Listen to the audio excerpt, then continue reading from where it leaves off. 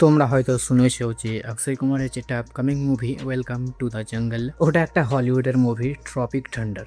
ওটার রিমেক হতে পারে বা ওটার থেকে ইন্সপায়ার্ড। কেননা এই টিজার, ট্রেলার এর মধ্যে আমাদেরকে মুভির যতটা স্টোরি বলা হয়েছে, দেখানো হয়েছে, ডিট্টো পুরোটাই ট্রপিক থান্ডারের সঙ্গে ম্যাচ করে যাচ্ছে। তো আজকে আমি তোমাদেরকে বলবো যে এই যে ট্রপিক থান্ডার মুভিটা, এই মুভিটা কেমন। এটা কি একটা অ্যাকশন থ্রিলার মুভি, না ওয়েলকাম টু দ্য জঙ্গল যেভাবে বানানো হচ্ছে কমেডি ওই জনরার মুভি, নাকি কেমন কি।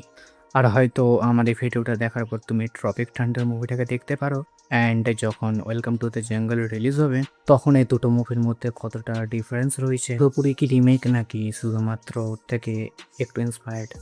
তো ট্রপিক থান্ডার এটা মুভি রিলিজ হয়েছিল 2008-এ, যেখানে মুভির মেন লিডার হয়েছে Robert Downey Junior, Ben Stiller and Jack Black. Also মুভিতে টম ক্রুজও রয়েছে। এটাকে তুমি একটা প্রপার অ্যাকশন কমেডি মুভি বলতে পারো। প্রথমে মুভির স্টোরির ব্যাপারে একটু কথা বলে নিই।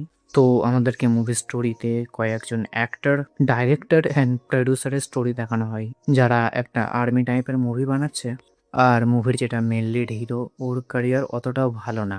তো মুভির যে ডাইরেক্টর মুভিটাকে অনেকটা রিয়েলিস্টিক বানানোর জন্য রিয়েল লোকেশনে যেয়ে মুভিটাকে শ্যুট করতে চাই। ওরা একটা ফরেস্টে যায়, যেখানে ওদেরকে কয়েকজন টেররিস্টকে মারতে হবে আর ওই ফরেস্ট থেকে এসকেপ করতে হবে। কিন্তু আনফর্চুনেটলি ওখানে আসল টেরারিস্ট অ্যান্ড গ্যাংস্টাররা চলে আসে। আর ওর থেকেও বড় কথা হচ্ছে যে আমাদের অ্যাক্টরগুলো এখনও এটাকে একটা শ্যুটের পার্ট হিসাবে ভাবছে, মানে ওদের হিসাবে এখনও শুটিং চলছে। তো তোমাদেরকে এই মুভিটাতে ওটাই দেখানো হবে যে অ্যাক্টরগুলো কিভাবে এই জঙ্গল থেকে, ফরেস্ট থেকে আর এই গ্যাংস্টারগুলোর হাত থেকে নিজেদেরকে বাঁচাই। আমি এটা গ্যারেন্টি দিয়ে বলতে পারি যে তুমি যদি এই মুভিটার ফার্স্ট 5 মিনিট দেখে নাও, তাহলে কেউ তোমাকে এই মুভিটা কমপ্লিট করা থেকে আটকাতে পারবে না। ভাই মুভিতে যে লেভেলের কমেডি আছে, এক তো এর কাস্ট, জ্যাক ব্ল্যাক, ভাই এই হলিউডের জনি লিভার, তুমি কোনোদিন ভাবতেও পারবে না যে রবার্ট ডাউনি জুনিয়র কি লেভেলের কমেডি করে। ইভেন কি ভাই টম ক্রুজের বেশি বড় রোল নাই, কিন্তু ভাই টম ক্রুজের যতটা সিন ছিল, ওর কমেডি, এক একটা ডায়লগ যেভাবে দেখানো হয়েছে, ভাই আমি লিটারালি হাসতে হাসতে পাগল হয়ে গেছি।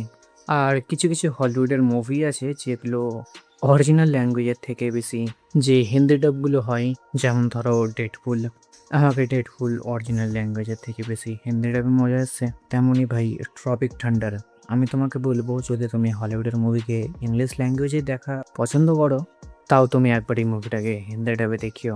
মুভিতে যে হিসাবে গাল দেওয়া হয়েছে, যা গালামন্দ দেওয়া হয়েছে মুভিতে, নেটফ্লিক্সে লজ্জা পেয়ে নেবে। তো আমি তোমাকে একবার অবশ্যই রিকমেন্ড করবো যে ট্রপিক ঠান্ডার দেখে নাও। আর যারা ওয়েলকাম টু দ্য জঙ্গলের ওয়েট করছো, ওদের জন্য এটা একটা ভালো অপরচুনিটি দুটো মুভির মধ্যে ডিফারেন্স বের করার।